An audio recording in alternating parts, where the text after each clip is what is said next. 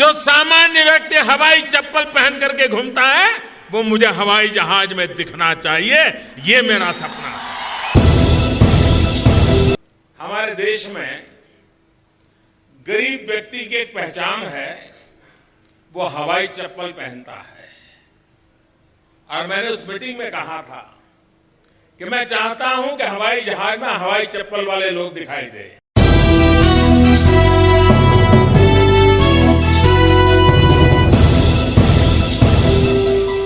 जी हाँ, अच्छे सपने देखना कोई बुरी बात नहीं है और ये वो सपना है जो आदरणीय प्रधानमंत्री महोदय ने देश की जनता को और उस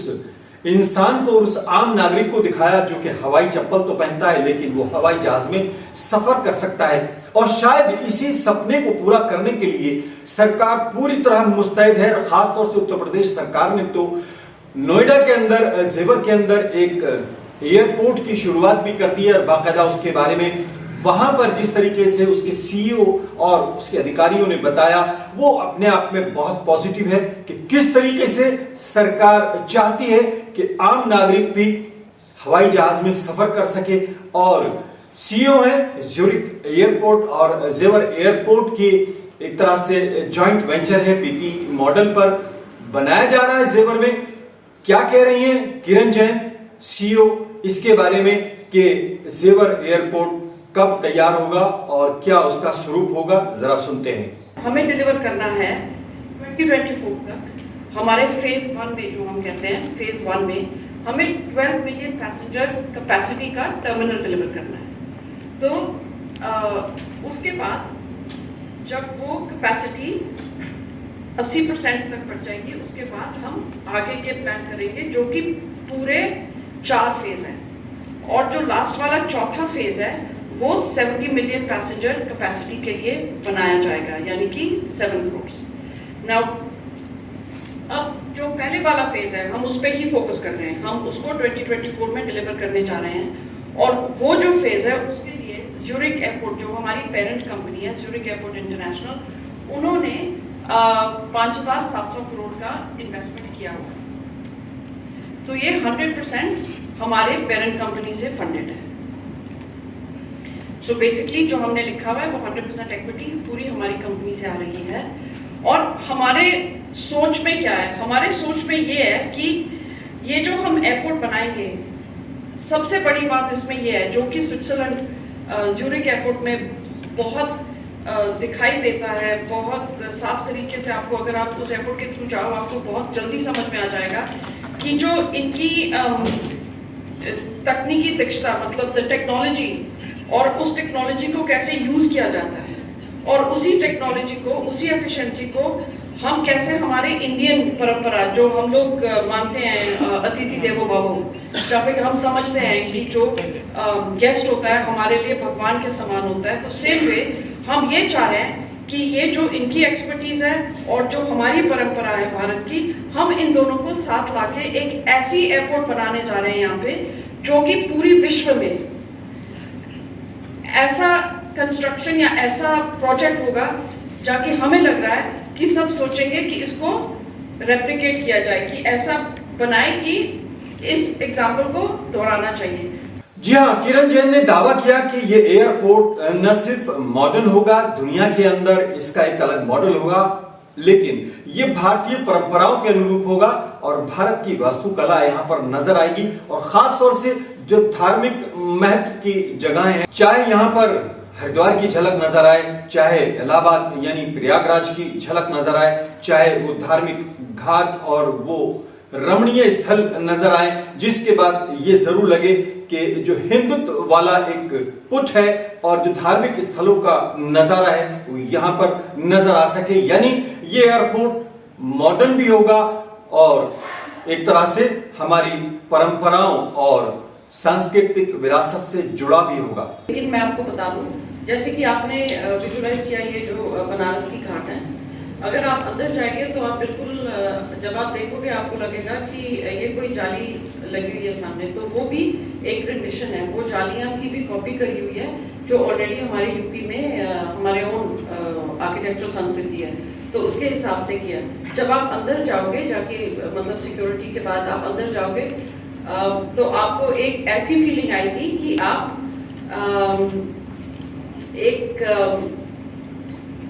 जैसे जो बार होता है ना, पुराने घरों में था जो बीच में आंगन होता है, तो ये उस आंगन टाइप की फीलिंग आती है, जिसको हम कोर्टयार्ड कह रहे हैं, वो एक्चुअली आंगन है, जिसमें ट्रीज होगी, जिसमें बैठने की जगह होगी, जिसमें तुम अपनी चाय लेके बैठे हो, तो आपको वो फीलिंग आएगी कि आप अपने ग्रैंड पेरेंट्स या अपने नाना नानी के घर के आंगन में बैठे हो, बट है वो अगेन मॉडर्न रिलेशन। तो ऐसे आपको काफी झलकें दिखती जाएगी। ग्रीनरी काफी होगी। वो ग्रीनरी का मतलब क्या है? वो ग्रीनरी का ये मतलब है, एक तो हमारी जो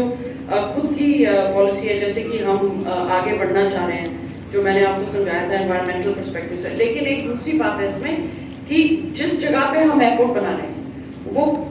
वो जगह जो है वो यही है ना, तो उसकी हेरिटेज को अलाइव रखने के लिए आप टर्मिनल के अंदर जगह जगह पे देखोगे इस टाइप के इंस्टॉलेशंस। बहरहाल जेवर एयरपोर्ट अगर बात करें, लाखों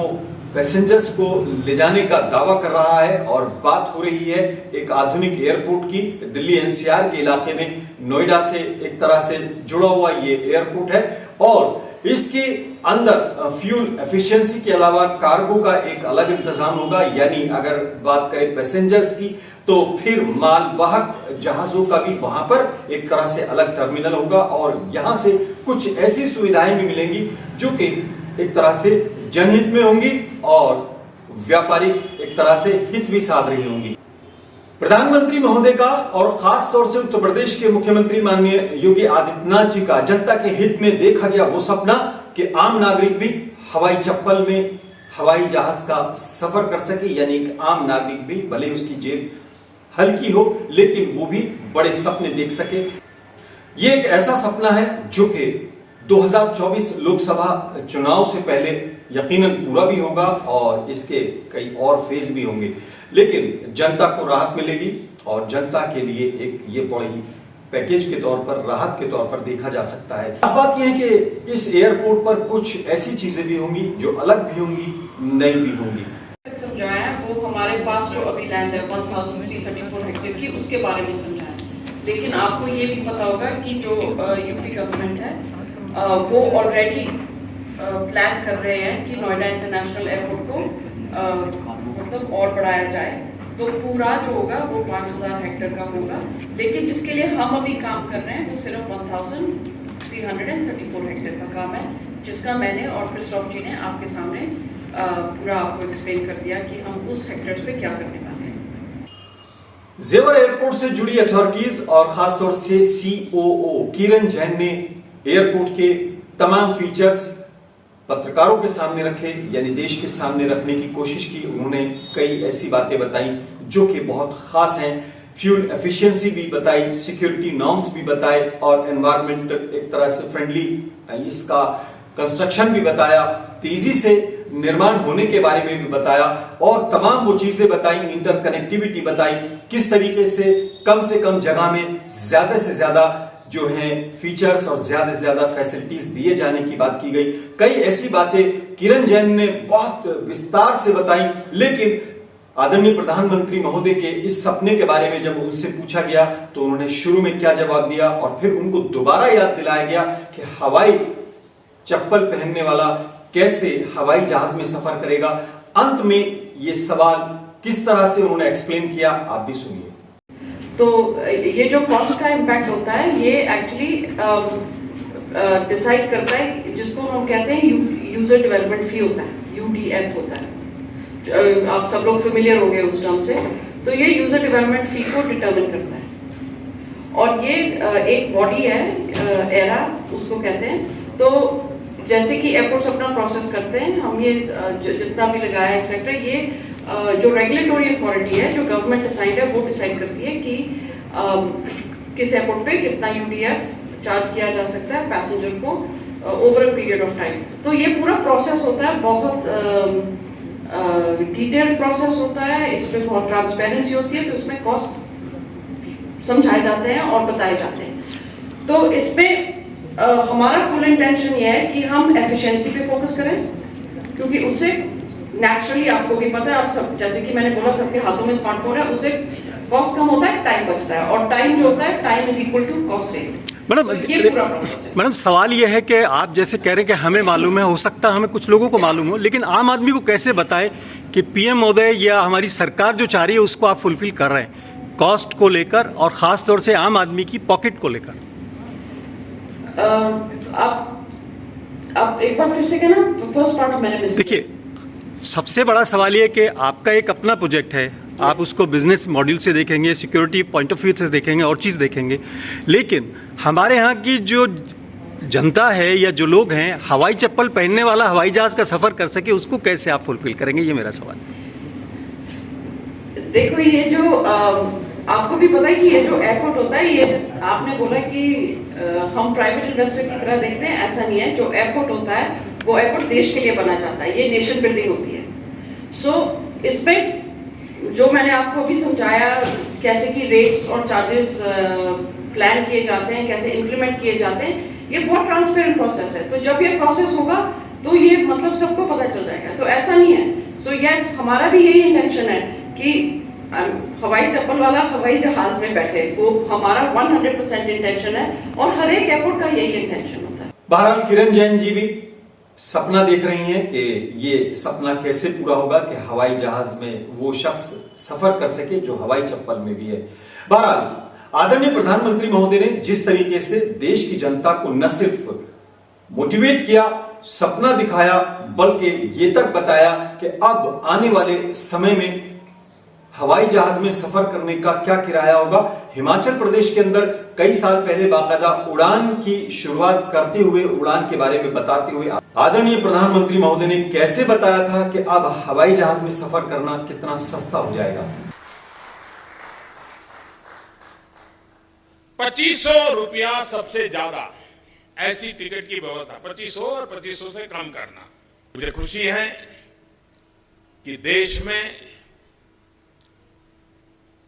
हवाई यात्रा की दृष्टि से सामान्य नागरिक को, और इसका जो उड़ान नाम है वो उड़े आम नागरिक, उसमें से उड़ान शब्द बना है। और जैसा मैंने कहा, हवाई यात्रा में हवाई चप्पल वाला नजर आना चाहिए। आज हम टैक्सी में जाएं बाय रोड, 1 किलोमीटर का किराया करीब 8 से 10 रुपया होता है। दिल्ली शिमला की हवाई यात्रा ज्यादा से ज्यादा 1 घंटे में, अगर रोड पर मैं यात्रा करके आता हूं कम से कम 9 घंटे। अगर रोड मार्ग से आया, मैं किलोमीटर का हिसाब लगाऊं और 10 रुपया हिसाब लगाऊं मैं, और हवा पहाड़ में तो 10 रुपये से ज्यादा हो जाता है।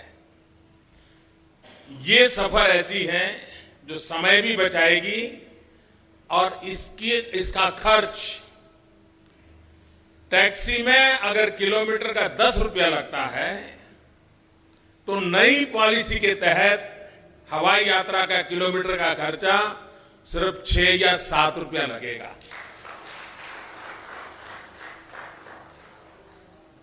बहरहाल हवाई जहाज में सफर करना सस्ता हो जाएगा, हवाई जहाज में सफर करना आसान हो जाएगा, हवाई जहाज में हवाई चप्पल पहनने वाला भी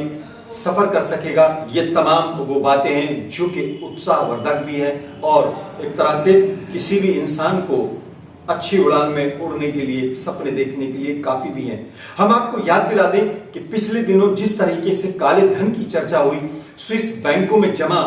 पैसों के वापस आने की बात हुई, काले धन की स्विट्जरलैंड से स्विस बैंकों से वापस आने की बात हुई, उसके बारे में तो भले ही हमको कोई ज्यादा जानकारी ना हो, भले ही उस पर ज्यादा चर्चा ना हो रही हो, लेकिन ज्यूरिक जो स्विट्जरलैंड का एयरपोर्ट है, स्विट्जरलैंड की ये कंपनी बताई जाती है, वहां पर उसको रन करती है, उसी कंपनी के सहयोग से जेवर एयरपोर्ट जिस तरीके से तेजी के साथ जनता के हित में, जनता के लिए काम करने के लिए तेजी से काम कर रहा है, ये अपने आप में एक बड़ी बात है। खास तौर से आम नागरिक का ये सपना कि वो